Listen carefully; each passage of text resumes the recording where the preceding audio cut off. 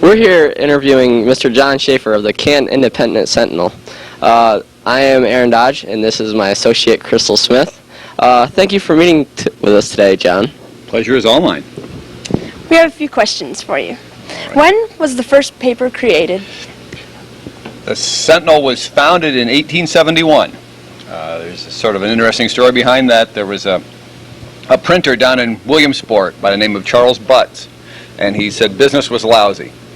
And he had a shop apparently near the railroad track, and the engineer on the train was acquainted with him, and he said, well, if business is bad here, you ought to go up to Canton and start a paper because they really need one up there. And so Mr. Butts came up here and he started a paper. And it was called the Canton Sentinel, and he owned it for 10 or 12 years, I believe, and then he sold it progressively, passed through several hands. A man named Dara owned it, a man named Bullock owned it.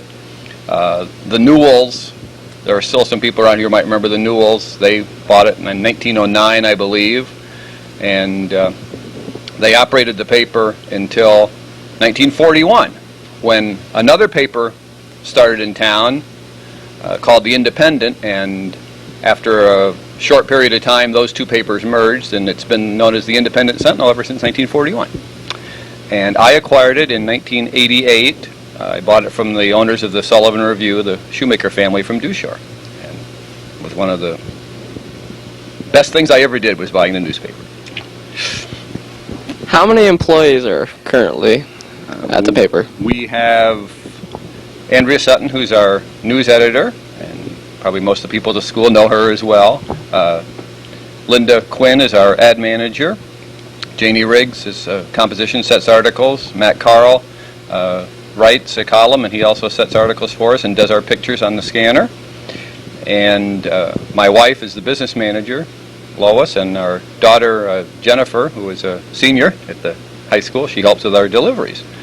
And we also, those are our employees per se, and then we also have quite a few other writers and other outside people who assist us in many ways. How long does it usually take to actually lay out the paper? Well, I can show you if you'd like a little demonstration here. We set the paper, pardon me. We set the paper on the computer, and we cut our articles apart, and we have these sheets which are called mechanicals. Most papers anymore are put up with computers, but we don't do computer composition. We just use that for our word processing, basically. And we basically cut and paste. It's like a giant puzzle. We decide what pages our ads go on, our articles go on, and we just fill them in. This was page 2 from this week's paper, mostly local Canton news, anniversaries, and other local things, Dean's List with local kids in it and such, and some local ads. And we start with blank pages. Every Tuesday night, our ad director puts the ads on, as she and the advertisers have decided, and then the next day, Wednesday morning, we come in here with 18 or 20 blank pages other than the ads, and then we just fill in our pictures and pages. Here's our front page as well. Put our articles on in some sort of a order of not necessarily importance, but we try to connect local news on the front page. We have a couple Canton or a couple Troy pages, sports pages, things of that nature. And but the whole process starts roughly around 8 o'clock on Monday morning, as I say, with only the ads on the pages at that time. And by 11:30 we're done and on our way to Towanda, where the paper's printed down at the Daily Review.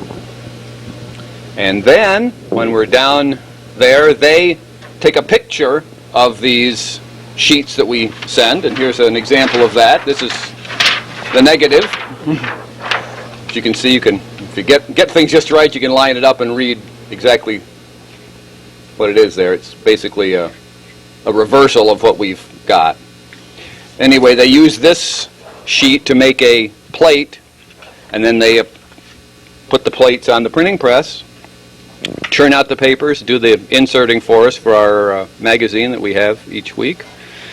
And we're usually back here in Canton sometime between 3 and 3:30. So they do a very good job for us down there. We're very pleased with them. They serve us very well. And normally we get down there around noon, and we're back here by 3 or 3:30. So that's pretty good to print 2,400 papers, which is what they do, pretty well from scratch every week. And then when we get back, we have to mail it out, and then the next day we start all over again for the next week's issue.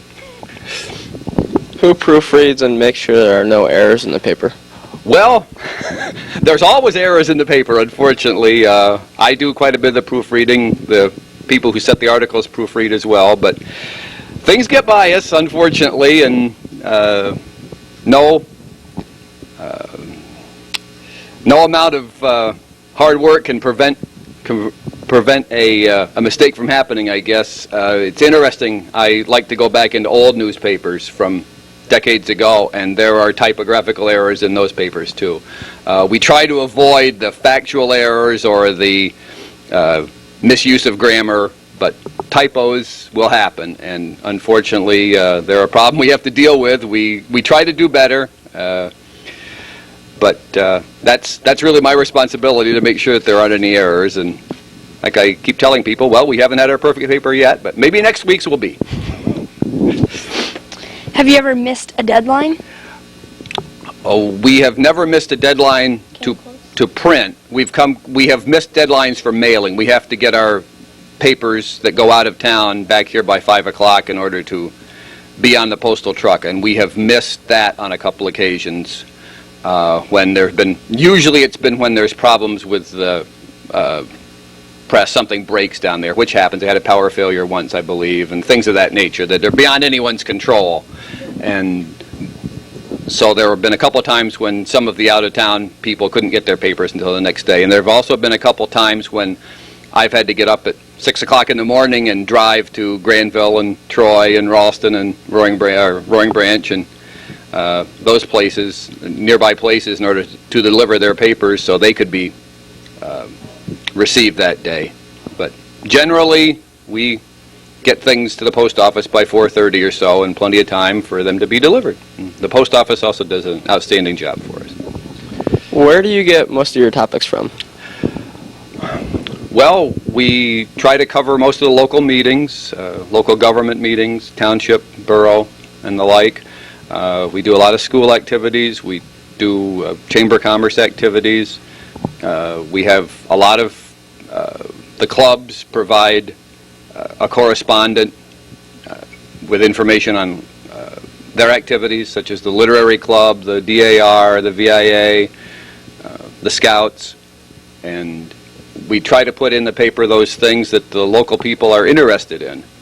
And we cover quite a few meetings on our own, and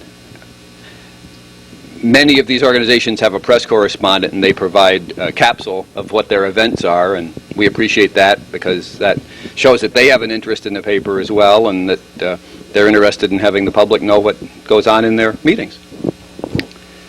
What is your most preferred article to do? Do you have a favorite? Yeah, my favorite is probably the easiest one to do. It's the most fun, and that's going back through the old papers and writing the 50-year-ago column or the 20-year in any of our old articles, our down memory lane articles that we like to call them. I really enjoy seeing what happened in the old days, and of course a lot of this stuff now is that I remember when I was a kid, and now it's like 40 years old, and I say, well, that's hard to believe, but there it is. But we get many comments on those, many favorable remarks on people. When people see those articles, it brings back memories to them, or it's once in a while it mentions one of their relatives, and they're quite interested in finding out what happened in those days. And I think it builds a sense of community so that the modern generation can see what happened 90 years ago or 75 years ago. It connects them to the past. What advice would you give anybody looking forward to the newspaper business? I would say that a good, strong background in English, spelling, composition is very important if they're interested in being a writer. There are also many other related fields. The computer field now, anybody who can run a keyboard. Keyboarding is very important anymore because everything is done on a keyboard one way or the other. Photography is a good skill to learn too if you want to get into one of these local papers in which the one person has to do a lot of different jobs. If you can specialize in something, you might have to go to a bigger city to just be a photographer, just be a writer. But it just takes hard work and dedication and an interest in people, and an interest in the truth, I think, in reporting events factually. Do you have anything else you'd like to add? Well, I appreciate the opportunity to talk to Interact. I've always been a strong supporter of this program. I think it's a wonderful thing for the school and for the community, and we're grateful for them, and we're glad to be a part of their program. And I believe you're going to be accompanying us down to Towanda next week, and we can watch the printing as well. We'll look forward to that. Thank you for the interview, and good luck in your future endeavors. Well, thank you very much.